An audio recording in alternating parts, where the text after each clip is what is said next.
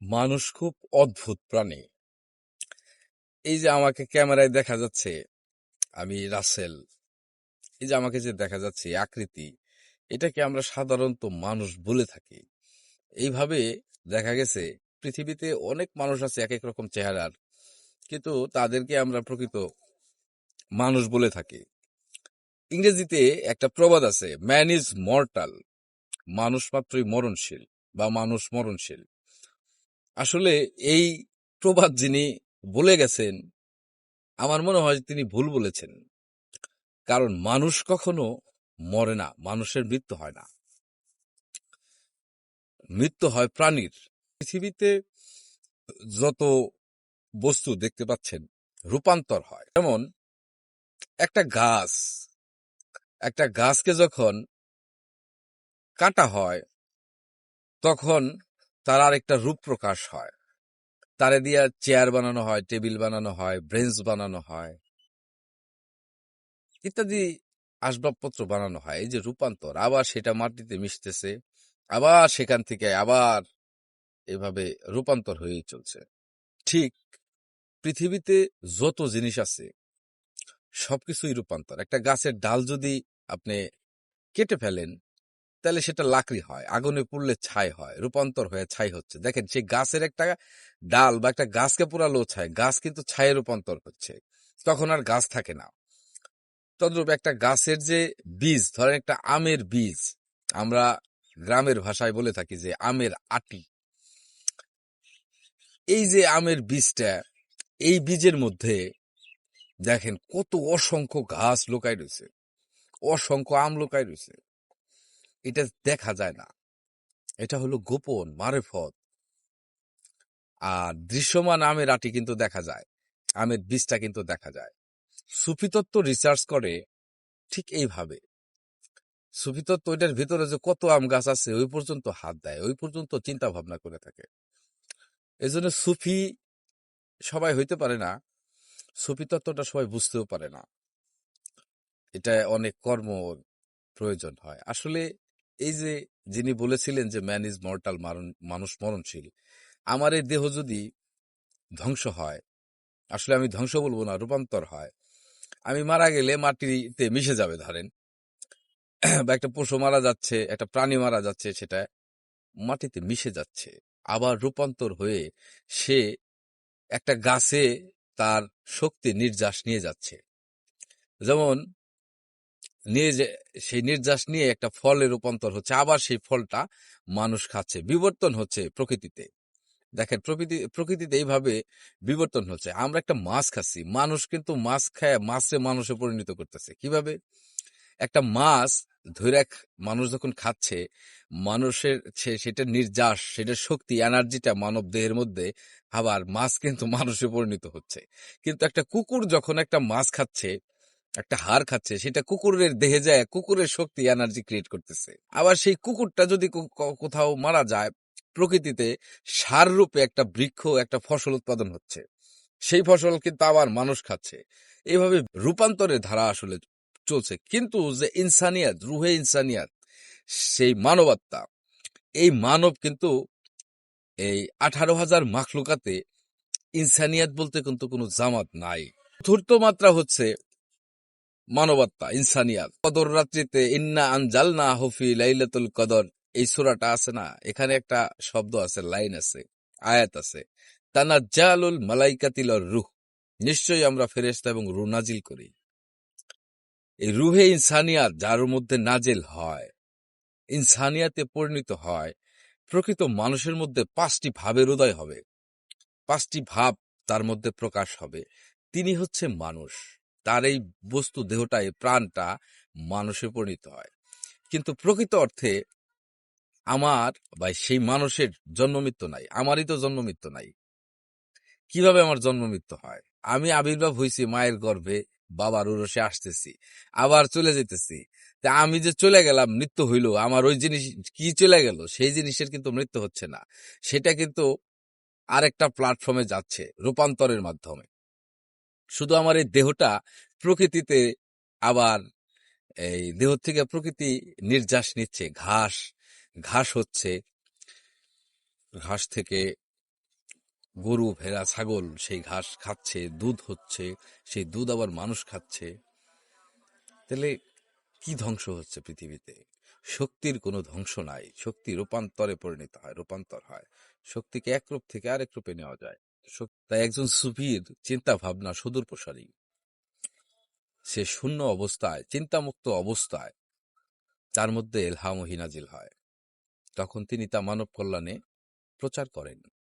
আসলে আমাদের প্রত্যেকেরই উচিত স্ব ধর্ম সম্পর্কে অবগত হওয়া। এই আমরা সাধারণত নিজেকে মানুষ বলতেছি, আসলে দাউদ, ঈসা, মুসা, ইব্রাহিম, মোহাম্মদ, কৃষ্ণ, বুদ্ধ, নানক, কবির বিশ্বের সম্পদ। আসলে এরা বিশ্বের সম্পদ। এখানে ধর্ম নিয়ে মানুষকে পার্থক্য করা উচিত নয়। মানুষের মধ্যে মানবতা যদি থাকে, তাহলে সেখানে কোনো দ্বন্দ্ব থাকে না। ইউরোপ কান্ট্রিতে যান, সেখানে পরিষ্কার পরিচ্ছন্নতা সেখানে বেশি। শুধুমাত্র এই মুসলমান ধর্মের মধ্যে এসে যত দাঙ্গা হাঙ্গামা চলতে থাকে, অনেক কাতারে তারা ভাগ হয়। যেমন আমাদের মোল্লা মুন্সিদের মধ্যে একটা ভাগ আছে, আবার এই সুফি তত্ত্বের মধ্যে এসেও কিন্তু একটা ভাগ আছে। ভাগটা কেমন? বাংলাদেশে প্রচলিত আছে 4টা তরিকা: চিশতিয়া, কাদরিয়া, নকশাবন্দি, মুজাদ্দেদিয়া। 4টা তরিকা প্রচার হয়। এই 4 তরিকায় মানুষ বায়াত গ্রহণ করে। মূলত এটা 4টা তরিকা কোনো আলাদা আলাদা প্ল্যাটফর্ম নয়। এই 4টা তরিকা হলো একই বিষয়। এক বিষয় কিভাবে? চিশতিয়া তরিকা হচ্ছে নিজেকে চেনা জানা, সৃষ্টি রহস্যের জ্ঞান অর্জন করা। কাদরিয়া তরিকা মানে হচ্ছে কুদরত শক্তি অর্জন করা।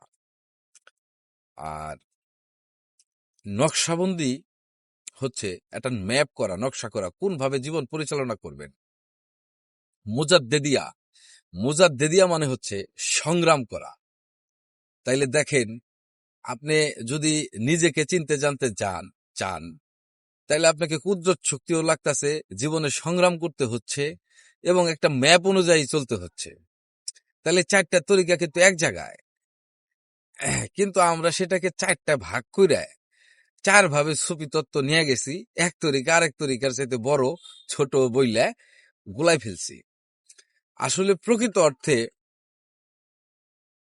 এই 4টা তরিকাই এক তরিকা, এখানে আলাদা কোনো প্ল্যাটফর্ম না। আমরা সুফি তত্ত্বে 4টা ভাগ বানাইছি, এই যে রূপান্তরের মাধ্যমে এখানেও রূপান্তর করে আমরা ভাগ করে ফেলছি। এই জন্য আমাদের মধ্যে এত ভেজাল ক্রিয়েট হচ্ছে, এত প্রবলেমেটিক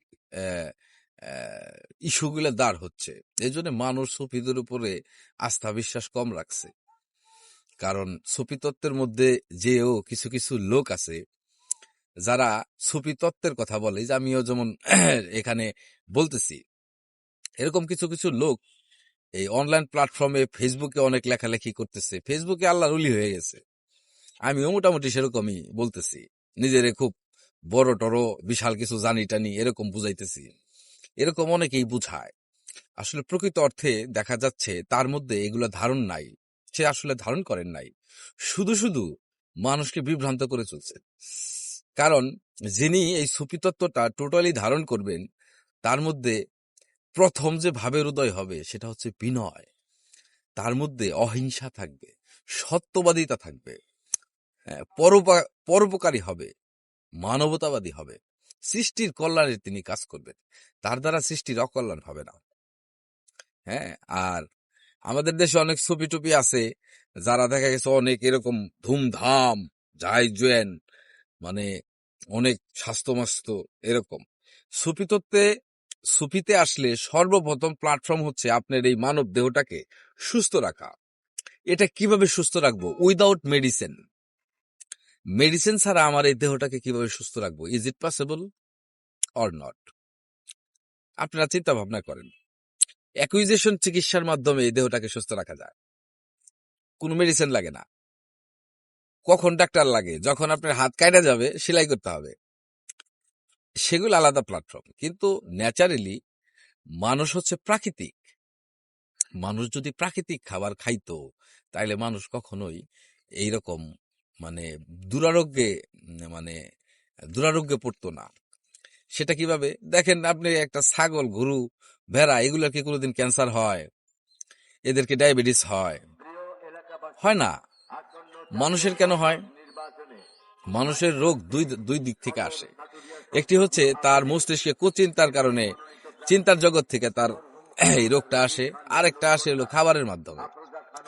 আমাদেরকে তো এই ন্যাচারাল, মানুষ তো প্রাকৃতিক, গাছের ফলটা খান তাইলে রোগ হবে না। কিন্তু ওই যে ভেজাল সার টার দেওয়া, যদি এটা না দেওয়া হইতো, নির্ভেজাল ভাবে মানুষ যদি এইভাবে আসলে খাইতেন, তাইলে কিন্তু তাদের মধ্যে আর এগুলো হইতো না। এজন্য সুফি তত্ত্বে সর্বপ্রথম একজন মানুষকে নিজেকে সুস্থ রাখতে হবে। হ্যাঁ, যার ঘাড়ে চর্বি আছে সে কখনো সুফি হইতে পারবে না। যার এরকম ধিমদাম, এরকম পেট ফুলে গেছে, মানে মানে কি বলে, অস্বস্তিকর স্বাস্থ্য। হ্যাঁ, যে স্বাস্থ্যই সুখের মূল, কিন্তু যে স্বাস্থ্যটা অভিশাপে পরিণত হয় সেরকম স্বাস্থ্য তার হবে না। তার বডি খুব সময় সিমসাম থাকবে, বরঞ্চ এক পর্যায়ে সে শুকায় যাবে প্রয়োজনে। চামড়া টামড়া শুকায় এরকম কাঠের মতো হয়ে যায়, চিকন হয়ে যাবে, সরু হয়ে যাবে তার দেহ, কিন্তু ফুলবে না। কারণ সে খাবারের ভাগ জানে। প্রত্যেকটা নফসের আলাদা আলাদা খাবার আছে, এগুলোকে জানতে হবে কোন নফসের কোন খাবার। নফসই তো আমরা জানি না, নফসটা আসলে কি, রু আসলে কি, এই সম্পর্কে আমরা আসলে অবগত না, প্রকৃত অর্থ অবগত না। শুনে কাগজপত্রে বা এর ওর কাছ থেকে শুনে কিছু তথ্য আমরা পাই, সেগুলো আমরা বিভিন্ন প্ল্যাটফর্মে প্রচার করি বা বলে থাকি। প্রকৃত অর্থে আমাদেরকে বুঝে নিতে হবে, আমাকে জানতে হবে সঠিকটা, সত্য জানতে হবে, সঠিক সুস্পষ্ট সত্য জানতে হবে, স্পেসিফিক এভিডেন্স সহকারে। তাইলে পরে সেই প্ল্যাটফর্মে আস্তে আস্তে এই সুফি তত্ত্বে সে অগ্রগামী হইতে পারবে। উল্টাপাল্টা কিছু বললাম। ভালো থাকবেন সবাই। জয় গুরু।